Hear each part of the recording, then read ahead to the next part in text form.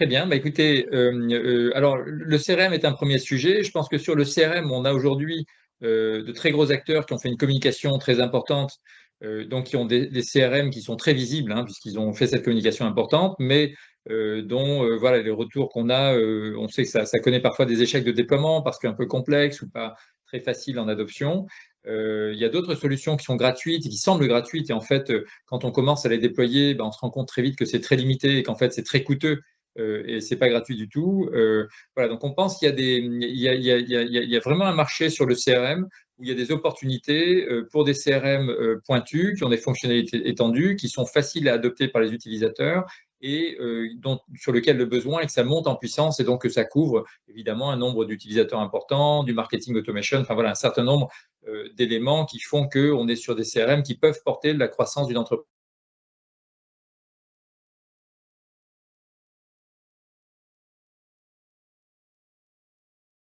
Bien, donc sur notre position en fait sur ces marchés est que nos systèmes finalement ont des fonctionnalités très pointues, à la fois sur le CRM, sur le RP, on arrive à avoir des fonctionnalités très pointues, et nos systèmes sont scalables, ça veut dire qu'on est capable d'augmenter la volumétrie du nombre de clients, des campagnes d'emailing.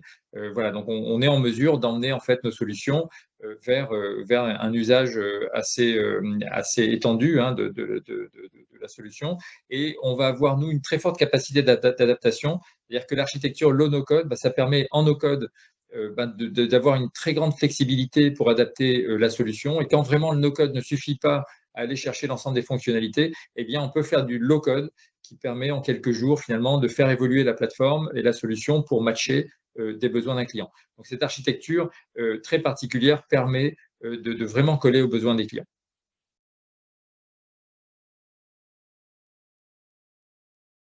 Alors, en fait, la capacité de notre technologie est composable, c'est-à-dire qu'on peut vraiment composer finalement la solution sur le besoin précis du client. Et donc, ça veut dire qu'on peut activer du CRM, mais on peut activer du SIRH, on peut activer de la paye, on peut activer la gestion de production, de la gestion de stock, de la maintenance, du e-commerce. Donc, on va vraiment pouvoir composer finalement la solution du client de façon complètement intégrée. Donc, on lui évite d'avoir plusieurs systèmes, un CRM qui doit dialoguer avec d'autres plateformes, une gestion séparée des stocks, etc. On a quelque chose qui est modulaire, low-no-code, donc adaptable très fortement aux besoins, et vraiment extensible à la carte, c'est-à-dire qu'on peut activer des modules, les intégrer avec les modules déjà actifs, et donc avoir une plateforme de gestion complètement intégrée, ce qui évite d'avoir une complexité du SI, ou ce qui évite d'avoir des systèmes dans tous les coins et de devoir faire des copier-coller pour intégrer les données. Voilà, c'est vraiment là-dessus qu'on a un avantage très fort et nos clients le constatent tous les jours.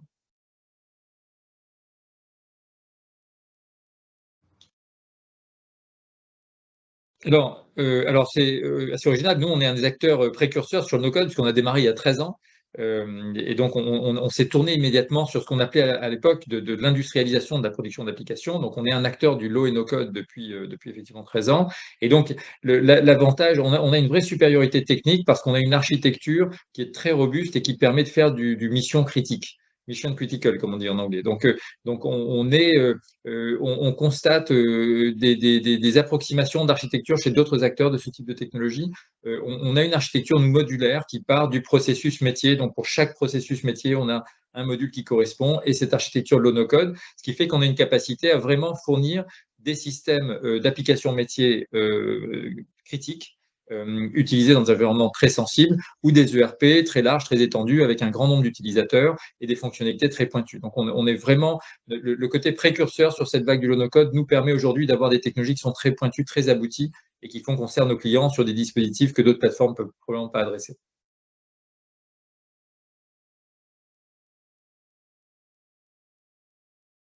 Alors, évidemment, le métier d'intégrateur évolue, hein, et en particulier au regard de ces nouvelles technologies low et no code qui arrivent.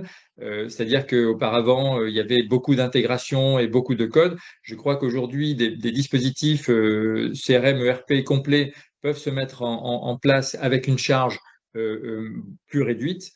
Donc, ça veut dire qu'il y a un besoin pour ces intégrateurs d'adopter finalement cette nouvelle dimension du low no code et finalement de monter à bord et de devenir enfin, voilà, d'utiliser le potentiel de cette technologie pour livrer des clients plus vite, de façon plus performante, moins coûteuse et plus précise, plus pointue.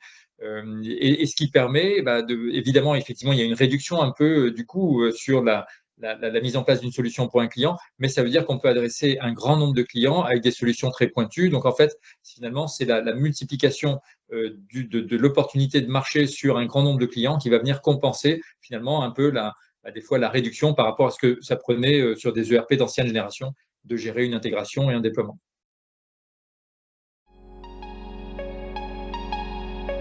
Ok, très bien. Écoutez, merci beaucoup en tout cas, et avec plaisir pour échanger à Voilà. nouveau. Et un grand merci en tout cas pour voilà, cette occasion de parler un peu de nos technos.